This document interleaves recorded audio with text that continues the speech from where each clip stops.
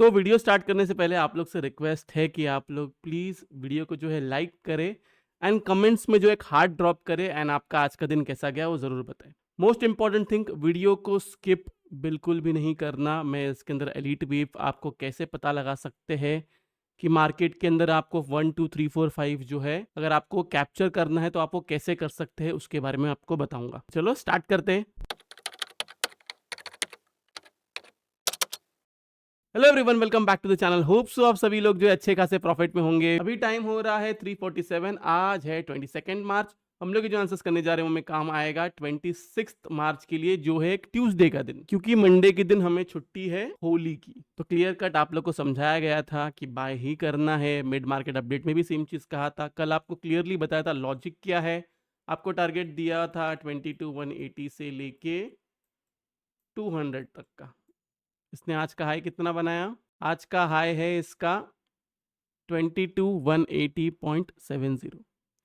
इतना क्रिस्प अगर आपको कोई बता सकता है विथ लॉजिक। मैं कभी भी ऐसा आंख बंद करके नहीं बोलता हूँ कि बाय करो अनलेस मार्केट ओवरसोल्ड रहे या ओवरबॉट रहे।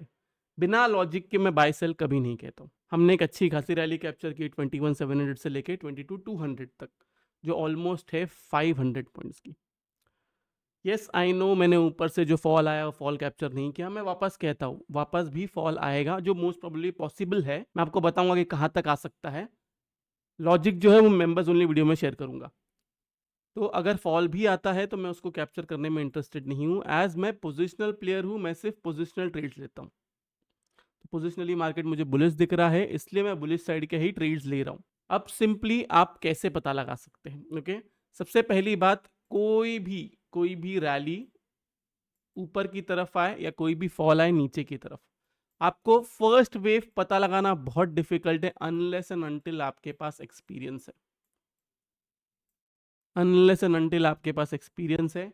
उसमें भी बहुत बार ऐसा होगा कि आप एक्सपीरियंस भी, जैसे कि मेरे पास एक्सपीरियंस है, लेकिन उसमें भी ऐसा होता है, मैं भी जो मेरी स्टडी होती है उसके बेसिस पे चलता हूँ, लेकिन वो भी गलत होती है। फर्स्ट वेव पता लगाना हमेशा डिफिकल्ट होता है, लेकिन उसके बाद में एक बार जब फर्स्ट वेव बन जाती है फिर आसान हो जाता है हमें प्ले करने के लिए, हमें ट्रेड करने के लिए कि क्या लॉजिक है इसके पीछे का। जब 22,500 से नीचे की तरफ गिरा, तब मैंने उस दिन भी कहा था कि हो सकता है कि हम 22,000, 21,800 एंड 21,700 तक आ सकते हैं।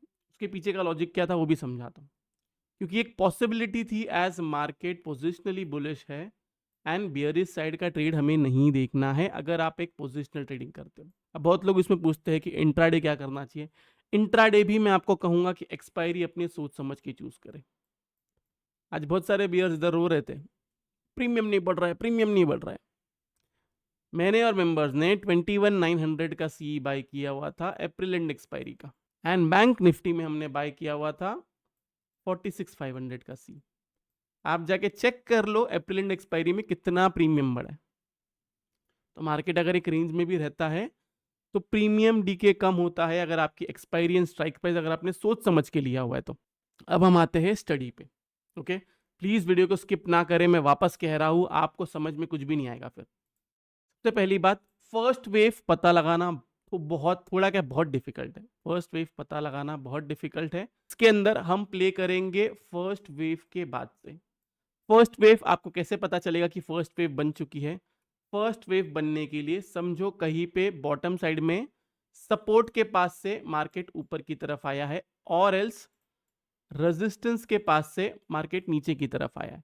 इस बेसिस पे आप प्लान कर सकते हो। तो हम लोग यहाँ पे प्लान करते हैं। यहाँ पे अगर हम लोग देखेंगे तो फर्स्ट वेव है जिसकी पॉसिबिलिटी क्या कहती है, अगर ये एक इंपॉर्टेंट सपोर्ट है, ओके, जो मैंने आप लोगों को कहा था, अगर यहां से ऊपर की तरफ जाता है तो हमें कैसे पता चलेगा? तो सेकेंड वेव जो है, सेकेंड वेव यहां से लेके जो भी टॉप बनेगा, ये वाला टॉप पकड़ा हुआ है मैंने, ये वाला, ओके, यहां से लेके जो भी टॉप बनेगा वहां पे फिबोनाची लगाना चाहिए, और उसके बाद में चेक करो कि रिट्रेसमेंट कितना आता है। बुक्स के हिसाब से रिट्रेसमेंट ये कहता है कि मिनिमम से मिनिमम 61.8% आना चाहिए, और मैक्सिमम जो है वो 76.2% आना चाहिए। ये बुक्स में लिखा हुआ है। लेकिन ज़रूरी नहीं है कि ऐसा होगा। हर बार रिट्रेसमेंट का लॉजिक ये होता है, मिनिमम 40% आता है, जो मैंने लाइव मार्केट में ऑब्जर्व किया है। आपको ये, आई एम श्योर कि ये वाली स्टडी आपको कहीं नहीं मिलेगी, क्योंकि ये मैंने खुद से जितना मैंने ऑब्जर्व किया ना मार्केट को, उसके बेसिस पे कह रहा हूँ। मिनिमम से मिनिमम 14% रिट्रेसमेंट लेता है, मैक्सिमम से मैक्सिमम 81.2। वर्स्ट केस सिनेरियो में कभी कभी ऐसा होता है कि 127 एंड 138% भी लेता है। वर्स्ट केस सिनेरियो में कोई न्यूज़ रहेगा, कोई न्यूज़ फ्लो रहेगा, उसके बेसिस पे। ओके, तो आप लगाओगे फिबोनाची, और अगर आपको ये दिखा कि 38% से ये नीचे की तरफ आ रहा है, तो 50% पे आप ट्रेड लोगे, जिसमें आप स्टॉप लॉस लगाओगे 81.2% बिलो डेली क्लोजिंग का। अगर आप 15 मिनट्स पे ट्रेड कर रहे हैं तो डेली क्लोजिंग का आप स्टॉप लॉस लगाओगे। क्रिस्टल क्लियर है ये? मतलब आपको प्ले करना है थर्ड वेव के लिए। First wave and second wave हम मिस करेंगे, थर्ड फोर्थ फिफ्थ इसको हम लोग कैप्चर करेंगे, फोर्थ को भी नहीं, थर्ड एंड फिफ्थ को हम लोग कैप्चर करने की कोशिश करेंगे, जो हमने निफ्टी में किया। ये मैं आपको अभी का क्यों बता रहा हूं, क्योंकि आपको समझ में आएगा लॉजिक क्या है इसके पीछे। तो यहाँ पे अगर हम लोग देखेंगे तो इसने जो है एक थर्ड वेव ऊपर की तरफ गैप अप से दिया, तो यहाँ पे ही मैंने मेंबर्स को कहा था कि बाय करो, हम जो है ऊपर की तरफ थर्ड वेव में जाने वाले। देन यहाँ पे हमने हमारा प्रॉफिट बुक किया ऊपर की तरफ। अब यहाँ से फोर्थ वेव जो है, फोर्थ वेव कितना आ सकता है आपको पता भी तो होना चाहिए ना, कि फोर्थ वेव कितना आना चाहिए। तो इसके लिए कुछ नहीं, आप ये जो लो है यहाँ से इसको मार्क करोगे, इसके अंदर भी अगर आप लोग देखोगे तो आप नोटिस करोगे ये लो है, ये हाई है, मैक्सिमम डेस्टिनेशन जो है इसका इतना होता है। फोर्थ वेव मोस्टली पहले ऐसा होता था, 2022 के बाद में मार्केट बदल गया, पहले ऐसा होता था फोर्थ वेव सिर्फ साइडवेज रहता था एंड 38.2% को कभी भी क्रॉस नहीं। लेकिन ये सारी बुक की नॉलेज है। अगर बुक के हिसाब से मार्केट चलता तो मार्केट अभी बहुत अच्छा खासा नीचे की तरफ होता। मार्केट बुक्स के हिसाब से नहीं चल रहा है, क्योंकि अभी वो बुक्स जो है वो सब लोग ने पढ़ी हुई है। तो सिंपली सबके अंदर लॉजिक वही है, मैक्सिमम जो है आप सोच सकते हो 81.2%, वर्स्ट के सिनेरियो रिट्रेसमेंट आप हमेशा 127 138% रखोगे, वर्स्ट के सिनेरियो। लेकिन अगर इसके नीचे गया तो आपकी काउंटिंग जो है वो काउंटिंग गलत है, इतना याद रखना। तो ये मेरा फर्स्ट वेव, ये मेरा सेकेंड वेव, ये मेरा थर्ड वेव जहाँ पे प्रॉफिट बुकिंग किया। देन एक फोर्थ वेव जो मैंने आपको कहा कि हमेशा एक फॉलिंग वेज की तरह बनता है, देन उसका ब्रेकआउट आता है।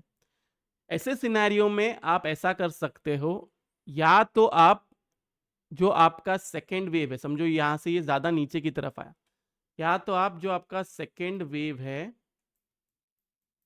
इसके लो का स्टॉप लॉस लगा के बाय कर सकते हो। बाय सेल जो भी है, समझो इसको वाइस वर्सा कर दिया आपने, तो आप सेल भी आप ऐसे ही कर सकते हो।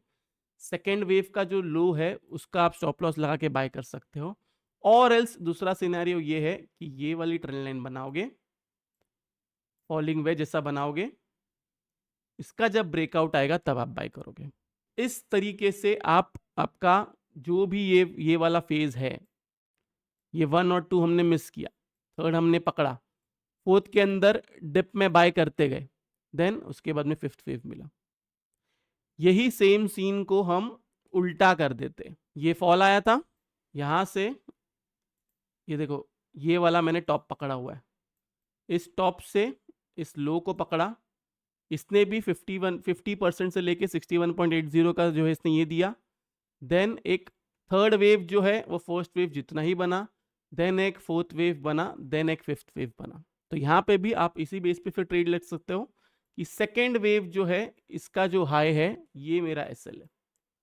अगर एसएल चले जाता है, मतलब 81.20 के नीचे चले जाता है, कोई भी सिनेरियो में 81.20 के नीचे चला जाता है, मतलब आपकी काउंटिंग में कुछ तो प्रॉब्लम है।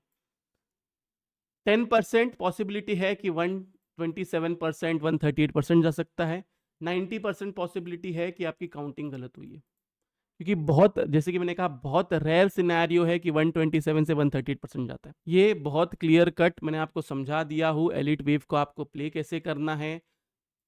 फर्स्ट देखो, फर्स्ट वेव ना आप पकड़ पाओगे over the period of time, जैसे मैंने 18850 पे कहा था, जैसे मैंने इधर कहा था, क्योंकि यहाँ पे इसका फिफ्थ वेव खत्म हो रहा था एंड यहाँ पे अच्छा खासा सपोर्ट था। सब लोग सपोर्ट 21,800 को पकड़ रहे थे, लेकिन मैंने मेंबर्स को भी कहा था और आप लोग को भी कहा था कि 21,700 एक अच्छा सपोर्ट है। मतलब 21,700 से लेके 750 एक पूरा एक सपोर्ट का जोन था। तो ये रहा एलीट वेव। अब हम आते हैं एनालिसिस पे। देखो, मैं दो ही जगह बाय करने वाला हूं, या तो निफ्टी 22,200 के ऊपर जाए, ओके, या फिर मुझे निफ्टी 21,800 के पास मिले, 800 से लेके 850 के पास। एक्चुअल में 900 भी लेवल है, लेकिन 800 से लेके 850 के पास, ये दोनों जगह ही मैं बाय करूंगा। या तो इसके ऊपर जाएगा तब मैं बाय करूंगा, या फिर इसके जितने नजदीक मिलेगा तब मैं बाय करूंगा, जिसमें मैं मेरा स्टॉप लॉस लगाऊंगा 21,700 बिलो 2 क्लोजिंग का, एंड ऊपर की तरफ टारगेट पकड़ूंगा 22,500 का। इसमें भी इसके ऊपर रहेगा तो ही बाय करूंगा, वरना बाय नहीं करूंगा। ऐसा हुआ कि इसके ऊपर गया, मैंने बाय किया, वापस इसके नीचे आया, एग्जिट। वापस इसके ऊपर गया 250 तक गया, 300 तक गया, स्टॉप लॉस ट्रेल करो। लेकिन ऐसा हुआ 220 तक गया, 230 तक गया, 240 तक गया, फिर से नीचे की तरफ आया, एग्जिट। स्टॉप लॉस लेना सीखो इसमें। क्लियर है? 22,200 के ऊपर बाय करते हो तो आपका एक ही टारगेट है, न्यू एटीएच का। अभी आज के दिन ऐसा होगा कि बहुत सारे लोग जो है, बहुत सारे यूट्यूबर्स बुलिश हो जाएंगे। अभी एक बार मुझे डेटा भी देखना पड़ेगा, अलग अलग सिनेरियो डिस्कस करने पड़ेंगे। मैं मेंबर्स ओनली वीडियो में ये सब डिस्कस करूंगा कि क्या क्या पॉसिबिलिटीज है आगे की। व्यू बुलिश है, बाय कहाँ करना है वो इंपॉर्टेंट है। 22,200 के ऊपर जाएगा तो ईटीएच के लिए पे करना है, स्टॉप लॉस सेम लगाना है, उसके नीचे आएगा तो एग्जिट, और एल्स 21,800 से 850 या 900 के पास इधर किधर मिलता है तब मैं बाय करूंगा। ओके, इसमें भी एलिट वेव ही है, जिसको समझ में आ रहा है देखिए 15 मिनट्स के चार्ट पे, आर्ली चार्ट पे आपको समझ में आएगा कि क्या एलिट वेव बन रहा है इसके अंदर। तो ये रही बात निफ्टी की, क्रिस्टल क्लियर एनालिसिस दिया हूं। करना बाय है, लेकिन बाय आपको इसके ऊपर करना है। अब जिसको इंट्राडे प्ले करना है, इंट्राडे के लिए अगर आपको सेल करना है तो 21,980 के नीचे जाएगा तो आप सेल कर सकते हो, जिसमें आपका टारगेट निकलेगा 900 एंड 850। 850 से 900 के पास अपना प्रॉफिट बुक करे, देन वही 850 से 800 के पास आएगा, वहां पे बाय करना है। क्लियर है? ये रही बात निफ्टी की। अब हम आते हैं बैंक निफ्टी पे। बैंक निफ्टी ने ना थोड़ा सा मेरे को क्वेश्चन मार्क कर दिया है मेरे दिमाग में थोड़ा। मुझे लगा था आज ये 47,200 जो हमने डिस्कस किया हुआ था ना, ये वाला टॉप एक हमारा टारगेट था, उसके अंदर 47,200, तो मुझे लगा था 47,200 तक तो जाएगा मिनिमम।